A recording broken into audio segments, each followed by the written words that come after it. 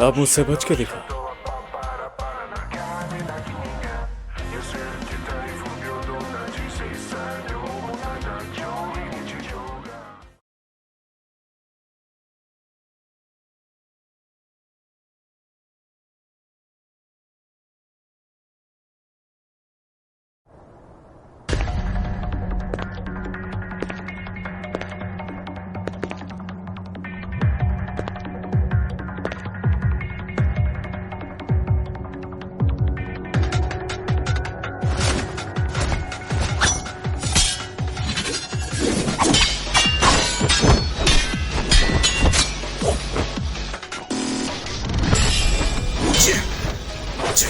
ये कोई आम सॉर्सरर नहीं है।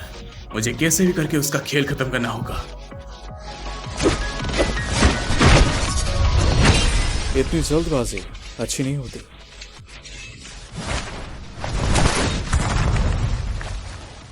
ना जाने ये किस चीज से बना है, इतनी ताकत।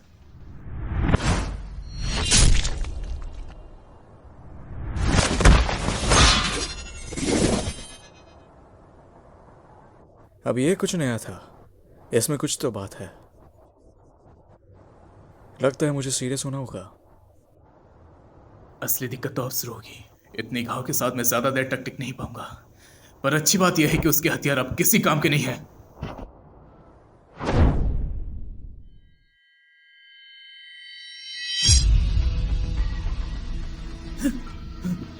ये हो क्या रहा है? शांत हो जाओ रिका, बस इसे हिलने मत देना। ये है क्या? क्या ये गट स्पिरिट है? ये आई कहां से? आखिर मैं इससे बचूं कैसे?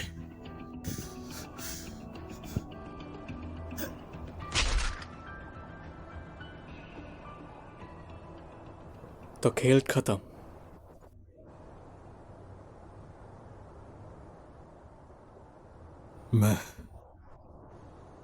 मैं ऐसा हार नहीं मानने वाला।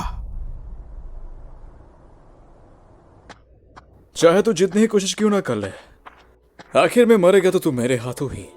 समझा क्या?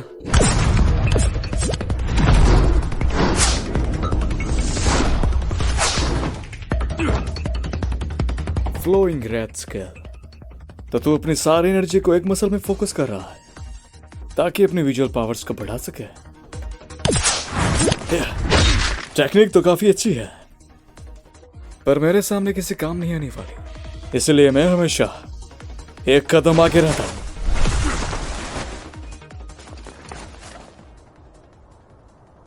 तेरी ये हालत देख के मुझे लगता है कि तू बस कुछ ही पल का मेहमान है।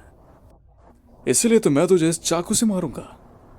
मुझे पता है कि ब्लड मैनिपुलेशन तुम्हारी खूबी है, तो खुद को बचाना तो तुम्हारे लिए बच्चों का काम होगा। लेकिन आखिर कब तक अपने आप को बचा पाओगे, वो भी ऐसी हालात में? बताओ मुझे।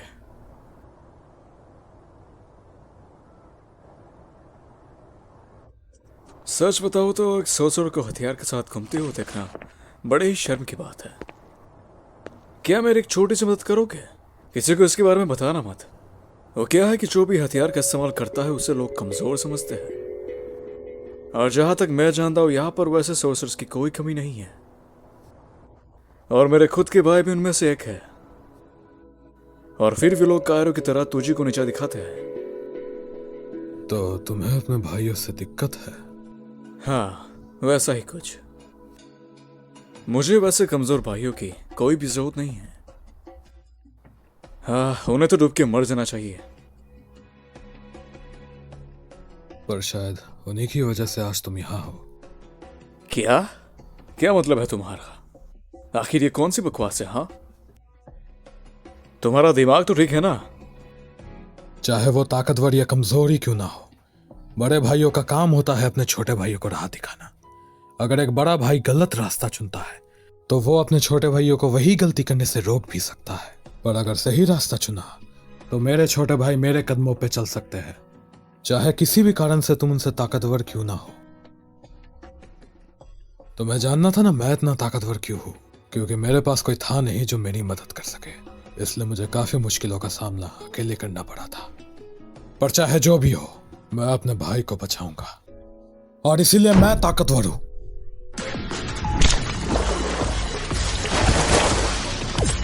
ये कर क्या रहा है? और ये साला अभी तक जिंदा कैसे है? डेथ पेंटिंग्स इंसान और कर्स पीठ के खून को मिला के बनते हैं। उनकी ताकत उन्हें किसी भी कर्स्ट एनर्जी को खून में बदलने की काबिलियत देते हैं।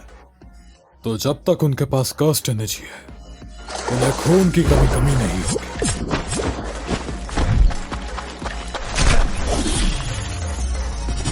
यह पहले से काफी स्लो अटैक था। क्या इसका मतलब कि ये मौत के बहुत करीब है?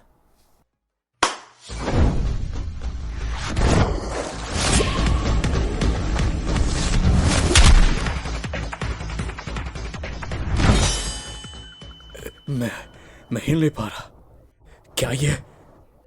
क्या ये मेरे कपड़ों पे लगे ब्लड का इस्तेमाल कर रहा है? तेरा अंत आ चुका है, खेल खत्म।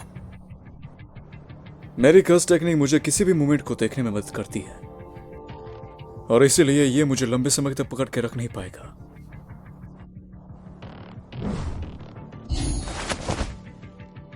अब ये क्या है? आखिर ये मुझ पे हमला क्यों नहीं कर रहा? वो मूव जोसो ने खुद बनाया था। अपने हाथों से बनाई हुई ये टेक्निक वो पिछले 150 सालों से मास्टर कर रहा है। सुपर नेवा। माफ करना, पर तुम हार चुके हो। ये कैसे हो सकता है?